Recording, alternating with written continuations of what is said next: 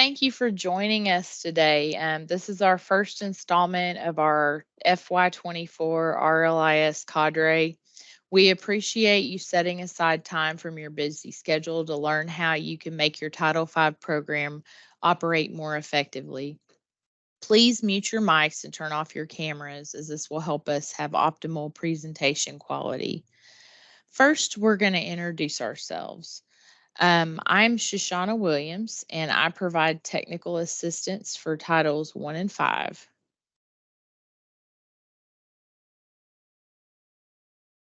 And I'm Erin Suddeth. I'm the branch manager for the Title I Part A Support and Improvement branch, and Title V is located within that branch.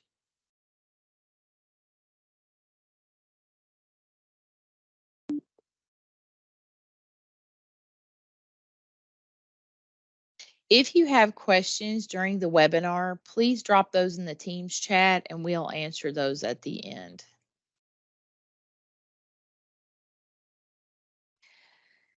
This cadre will consist of webinars that happen about every 2 to 3 months.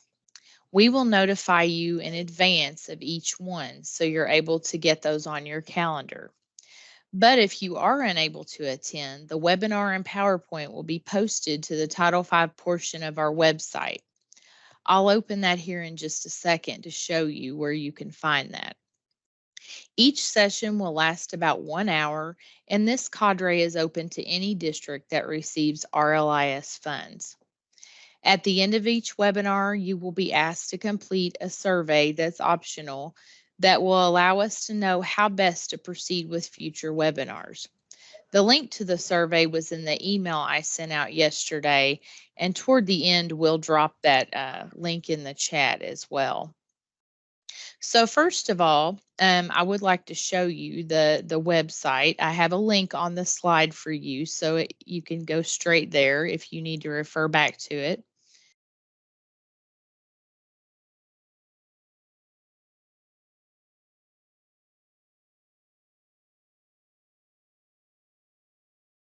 That one is not it.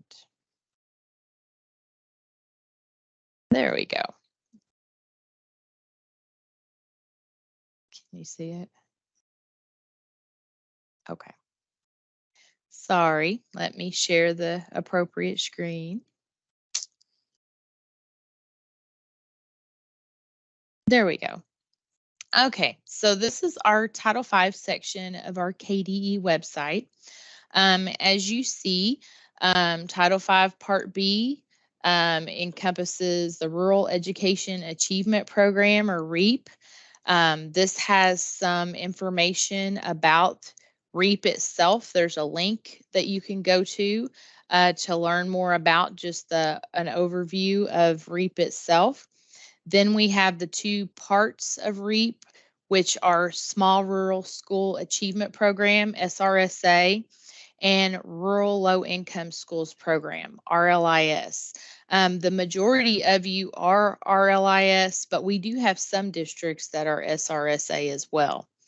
Notice in the RLIS section, there are links to Title I Part A, including Parent and Family Engagement, Title II Part A, Title III, and Title IV Part A.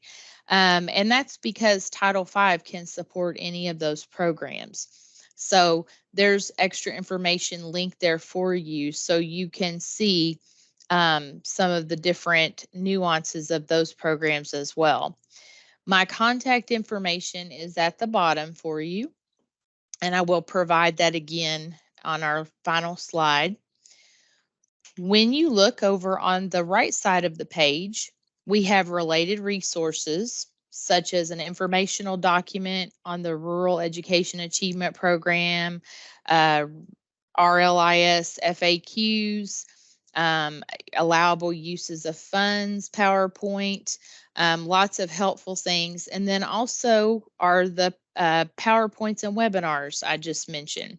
So our first one last year was October of 22. So you are welcome to go to these. It's not restricted.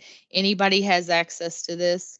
You can click on the cadre itself, which is the webinar, or the PowerPoint, and just read through the information if that's more helpful.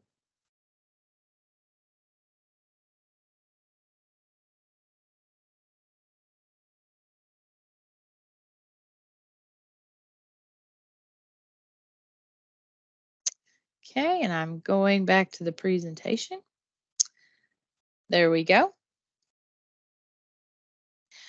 Okay, so as far as our webinar today, first I'm going to take a look at the results with you of our survey that you all filled out. Thank you for those of you that completed that. It was very helpful.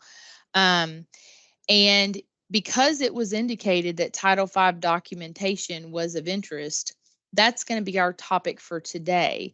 And that'll be great and helpful because you're starting out a new year.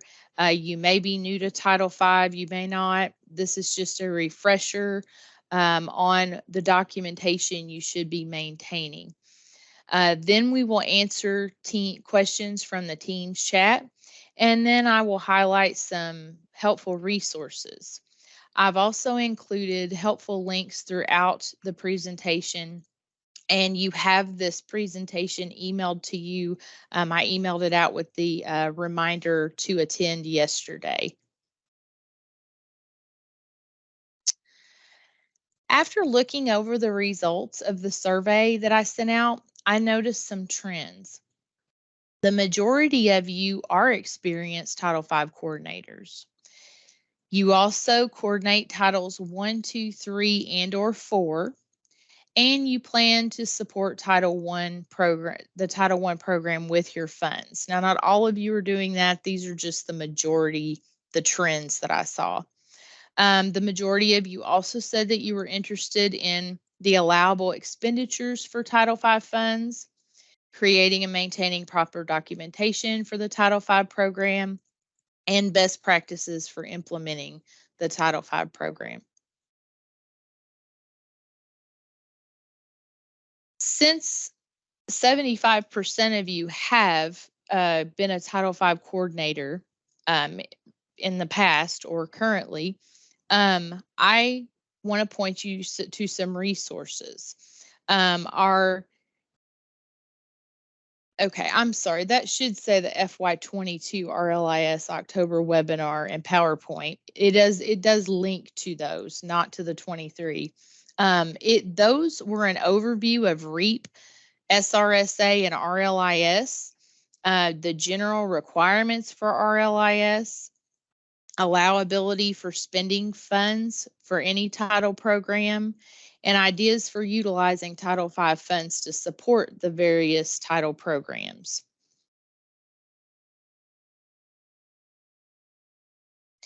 And so there's links there, and then there also is a link to the website again that has the PowerPoint and webinar.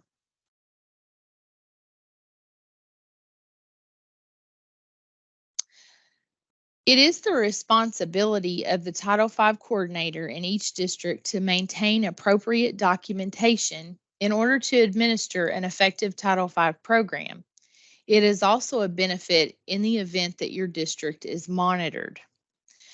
The checklist and website are hyperlinked here for your convenience. This is the actual checklist we use when we conduct monitoring visits. So if you refer to this checklist as you are maintaining your documentation, it will be very helpful. You should have all your ducks in a row. First and foremost, the needs assessment, comprehensive district improvement plan, and comprehensive school improvement plan are the key components of Title V documentation. The needs assessment, CDIP, and CSIP support the D in RAND, which stands for reasonable, allocable, necessary, and documented. There should be an intentional connection between these documents and how Title V funds are spent. It is also important to remember that these are living documents that can be edited as often as needed throughout the school year. And also, I want to point out with that last bullet particularly, on your CSIP and CDIP, there is a column that says funding.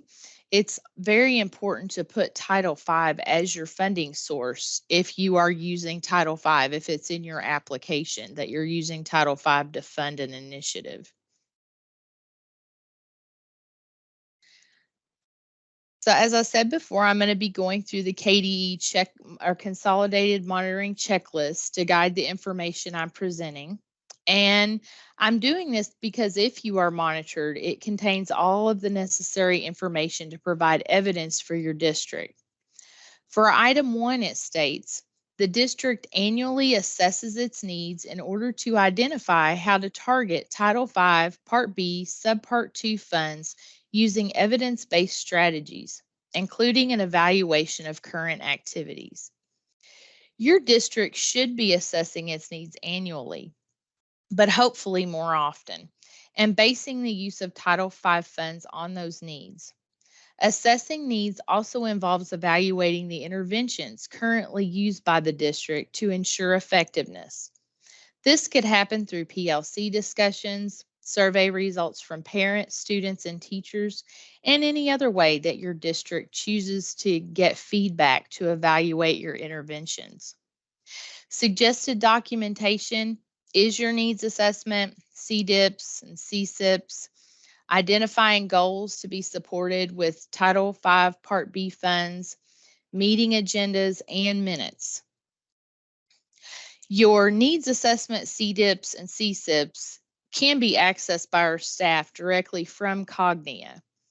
As the Title V coordinator, you would need to maintain documentation of the surveys with questions and results and meeting agendas with minutes. Remember, in order for an agenda to be meaningful and to provide good evidence, it should be dated, provide a list of people in attendance, actual details of what was discussed, and next steps. Checklist item number 2 says, expenditures are allowable and meet the intent of Title V Part B. Expenditures are consistent with the types of expenditures in the approved application. Expenditures for Title V are allowable and meet the intent if they're tied to your needs assessment and follow the guidelines of whatever title program you are supporting with the Title V funds. If you missed the December 2022 webinar, we heard from consultants from each title program that explained what is allowable under each. That webinar and PowerPoint are accessible on the Title V part of the KDE website, which was linked on the second slide. The last part of the statement in the approved application basically means that the funded initiative can be found in your GMAP application for the year in question. Don't forget that the initiative should be listed specifically on the program details section and on the budget section of the Title V GMAP application. Suggested documentation includes detailed month-to-date Munis reports with purchase order level details showing all project budgeting and expenditures for the current and previous fiscal years, and also evidence of activities and programs supported with Title V Part B funds. The Munis reports provided in your evidence must align with your approved GMAP budget. When your Munis is compared to your GMAP budget, only the approved codes in GMAP should be opened in Munis. The budget in Munis should match the approved budget in GMAP. GMAP Munis alignment is actually one of the most frequent findings when a district is monitored.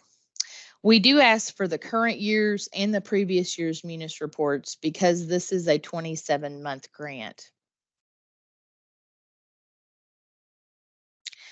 Checklist item number 3 states, the district has a process in place to review and revise the Title V Part B Subpart 2 budget regularly to ensure timely spending that aligns with the activities in the approved application. Remember, your GMAP application is a living document. It can be revised at any time that your needs change throughout the year. Timely spending means that you are reviewing your GMAP budget against your Munis to determine if the things the district needed at the time of the original application still apply. For example, during COVID, many districts set a budget for PD, but then they were unable to travel and use the majority of the funds. When issues like this occur, it's necessary to troubleshoot what activities can take place and revise your GMAP budget based upon that, your GMAP application and budget. Then don't forget to align what is in GMAP with what is in Munis. We suggest that the Title V coordinator and the district finance officer meet at least quarterly to align GMAP and Munis. Your district's funds should be getting spent during the year of the GMAP application. Timely spending of funds is another frequently occurring finding for many districts. When it comes to documentation, Munis reports are a great place to start to demonstrate that funds are being spent in a timely manner. And meetings should be occurring on a periodic basis where leadership and school administration discuss expenditure updates. Agendas should contain enough information to document the date, who was in attendance, and what was discussed. Email documentation is also acceptable. You can also provide a narrative that describes your district's process for monitoring the timely spending of funds.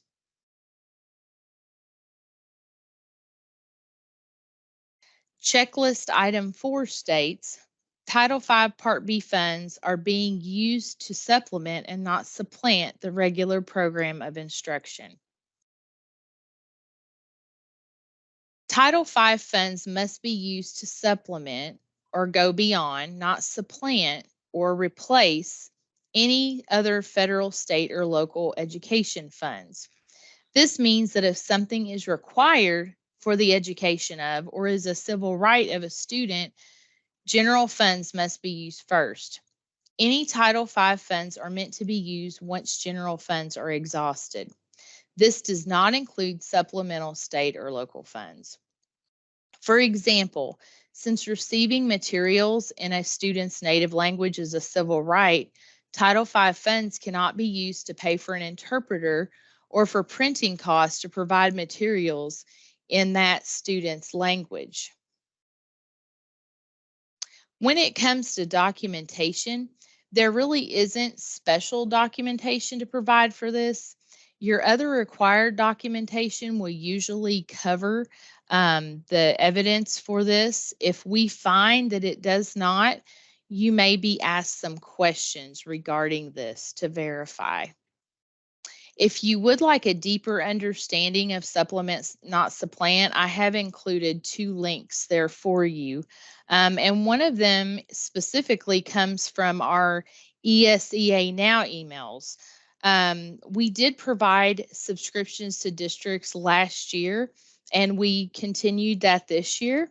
They are provided to the Title I coordinator, but they are very helpful for the Title V coordinator. And if you're not receiving these, it would be good to ask your Title I coordinator to be added so that you can get them, because they contain helpful information for all the title programs. And if you're managing Title V, you need to know all the information about the others as well. Item number 5 says the district maintains documentation for any employees paid in full or in part with Title V Part B funds to support the allocability, veracity, and accuracy of the work performed. Any employee you are paying with Title V funds must have their time and effort documented. That amount of time, or FTE, must align with the documentation on your report and in the approved GMAP application. Since Title I requires this documentation, a procedure could be developed for Title I and then edited as needed for Title V. There is a detailed time and effort section of the Title I handbook. Suggested documentation can be semi-annual or monthly and should be dated and signed. Your district should also have written procedures for time and effort documentation for any position funded with title funds. Although a district policy is important to have in place, These procedures differ from a policy in that they should be an actual step-by-step set of procedures of how your district requires employees to document their time and effort. Our two highlighted resources here are the Title I Handbook and links to templates that your district may customize as needed.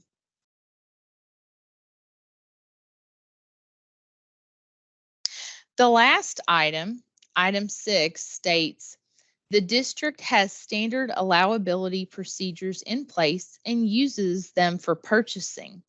The procedures at a minimum address whether purchases are reasonable, allocable, necessary, and documented. Written allowability procedures should be something that your district has for any purchase, not just ones made with Title V funds. The link checklist states that it is for Title I, but it can be modified to fit Title V. Since this is another area that it is common for districts to have findings, I'd like to go into a little bit of detail with this.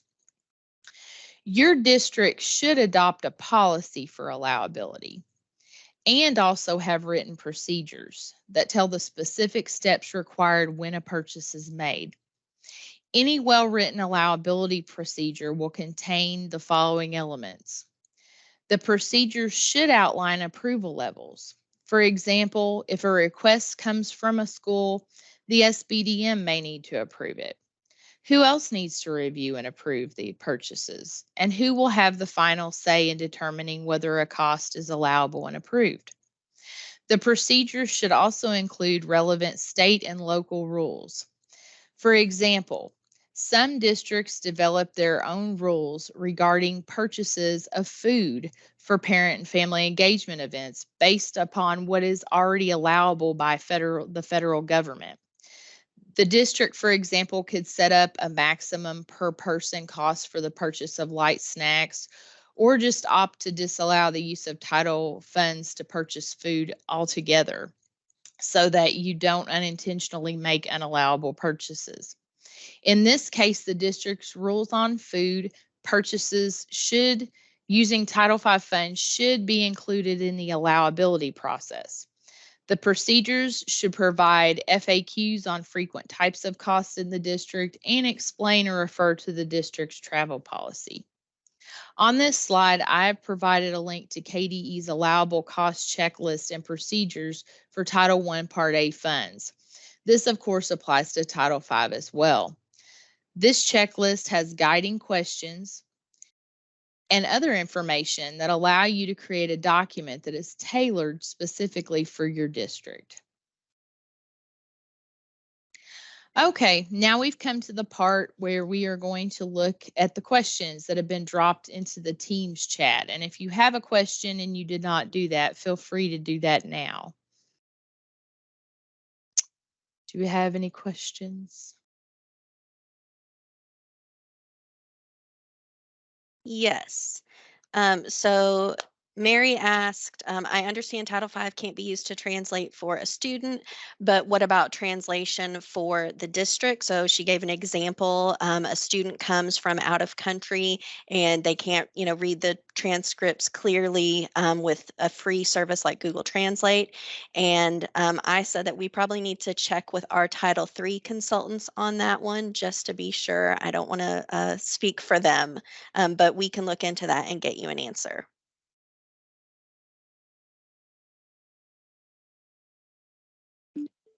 Okay, anyone else want to drop a question in the chat?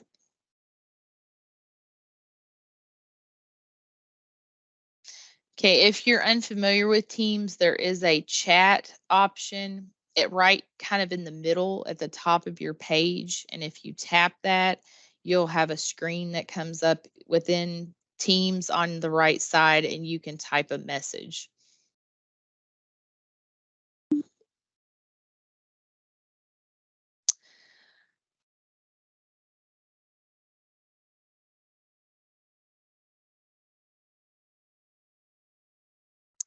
Okay, for our helpful resource spotlight, The first resource is ESEA Now. Just another reminder that we do provide a subscription to this to all districts, and you will receive emails twice a week with helpful information about all title programs. Consult your district's Title I coordinator if you want to receive these emails, if you're not, or if you're not the Title I coordinator.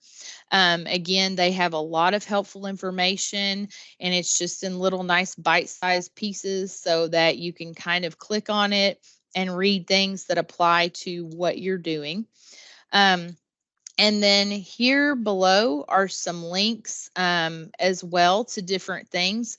The first one is from the U.S. Department of Education, and it is called Guide to Using Rural Education Achievement Program Funds. So also a very helpful resource, allows you to know what you can use the funds for, when is the cost allowable, some helpful information on developing district and school policies for parent and family engagement, and then also a sample parent input survey for districts to use in order to allow parents and families to have input into your policy. And then here is another helpful resource slide. This pretty much has a lot of the helpful resources you would need to manage your Title V program. It has links to US Ed. It has links to our website, frequently asked questions, that allowable use of funds PowerPoint. Some of these are directly from the right side of our Title V website. And then finally, my contact information. Please feel free to contact me by phone or email. And I really do appreciate you all attending today. Thank you so much. We appreciate your time and your desire to provide the best Title V guidance to your district. And don't forget that this webinar and PowerPoint will be posted shortly after the conclusion of this meeting. And then the survey is just has been dropped into the chat. So again, if you're unfamiliar with that chat feature, just click on the word chat in the middle of the top of your screen and you'll see that link. So please, we would appreciate you completing that survey so we know how effective this was for you as a Title V coordinator. Thank you and have a great day.